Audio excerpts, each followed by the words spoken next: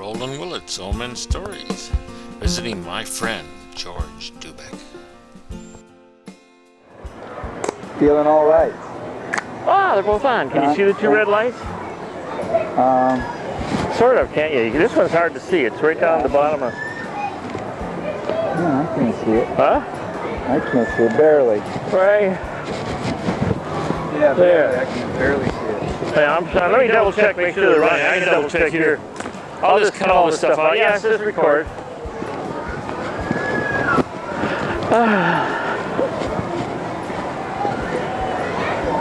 Roland Willits, Old Men Stories. Okay, I have a speaker in here too.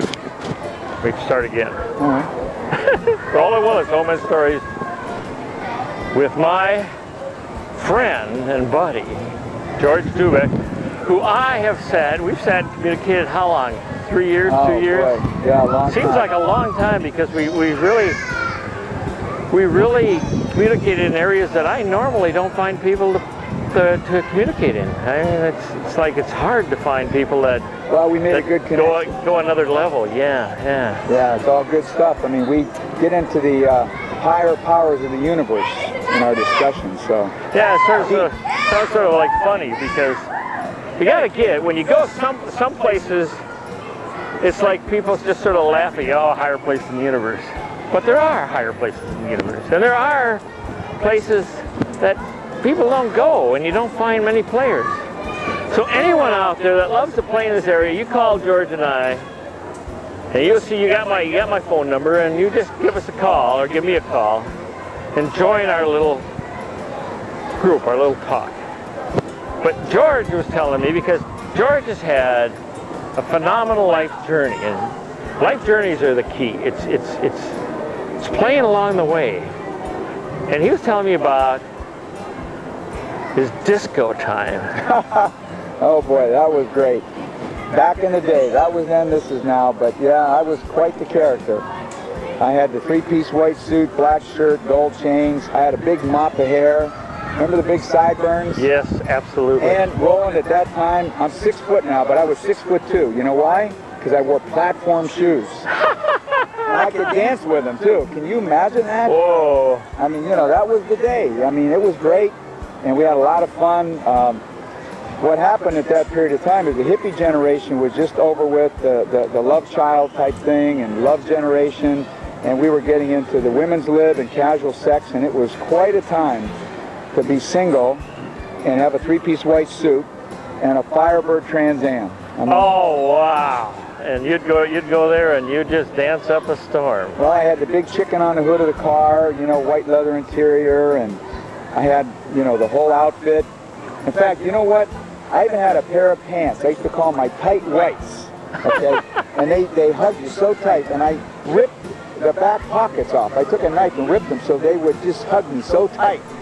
And I wanted to look like really cool. I understand. So that was the day. But, you know, now my pants are a little baggier, you know, and I'm not so worried about that anymore. I've been married 33 years. I got 3 kids, 3 grandkids, and I got a great life. And but that was quite a time, 1975 to 82, the disco era. Okay, now tell me how you and your wife were dancing now.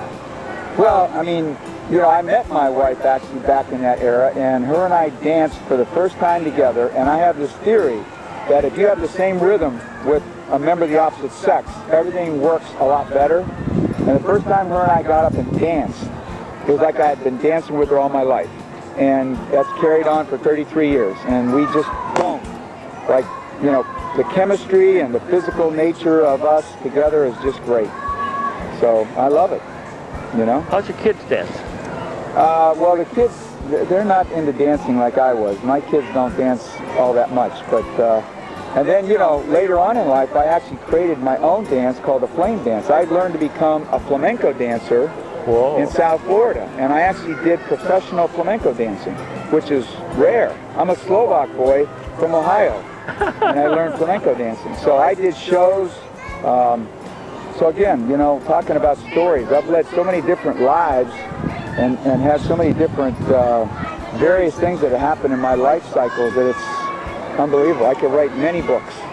And like you were talking about earlier, there's so many stories that each story could evolve into a book itself.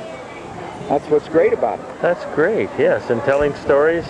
Telling stories leads you into more stories and thoughts and ideas and stimulates your brain, and then you can share with everybody, and they can learn from your stories. And you know, just like the Indians used to sit around the campfire, right, and tell stories. That's what they did. They didn't have TV. And you've been a storyteller as a job for many years. Oh, well, I had my own radio show. That's right. Yeah, I had a radio show. I've been on national TV. I've performed in front of audiences, like I said, dancing. I mean, I've just done so many things. I mean, what a life I've had. It's like too good to be true. Isn't it? And I still got a lot of time left, I hope. Well, you never know.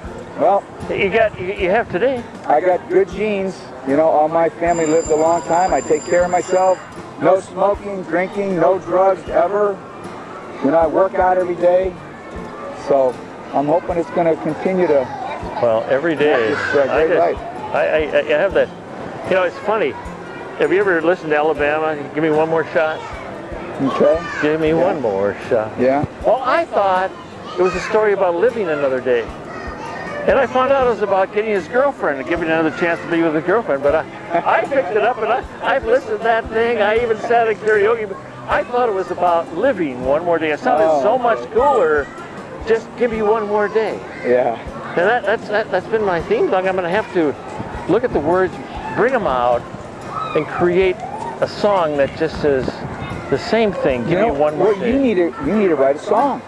There you go. No, I need to get help writing the song, because I told Terry, I said, I'm going to be. I says this 4 years. I says I'm doing Old Men Stories, and it's going in its direction.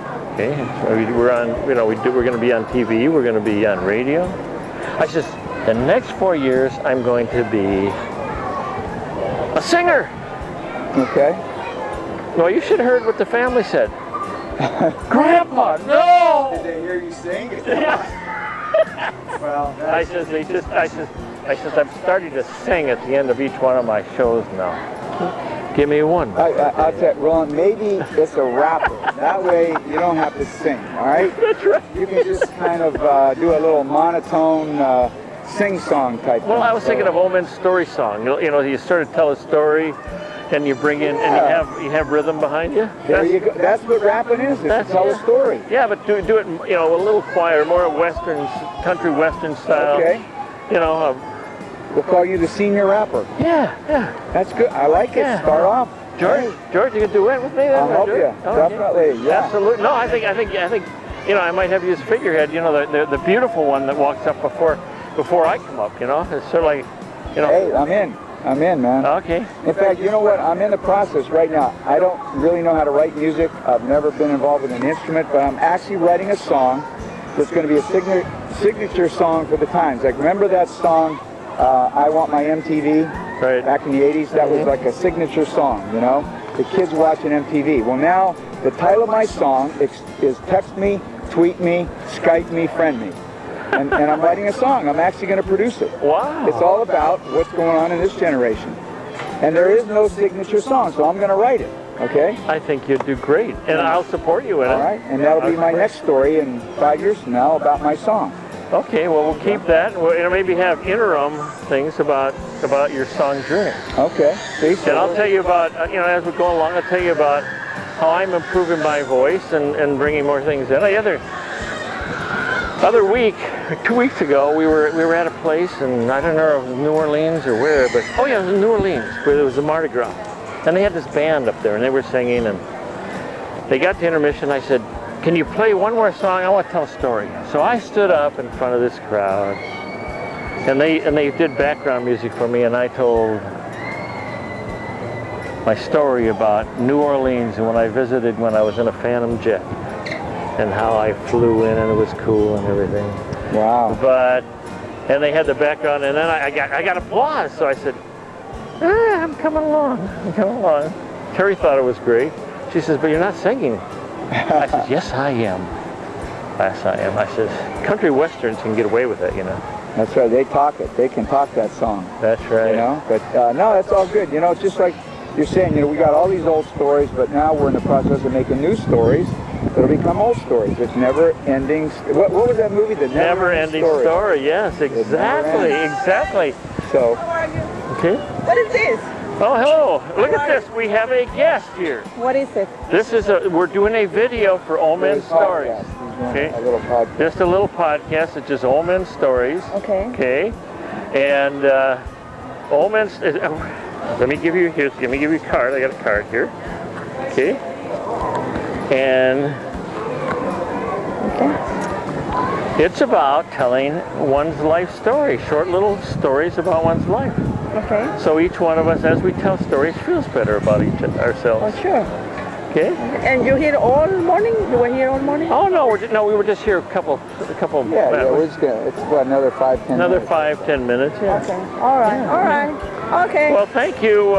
Thank you, Viria. Yeah, doing your job. Look at that. See that?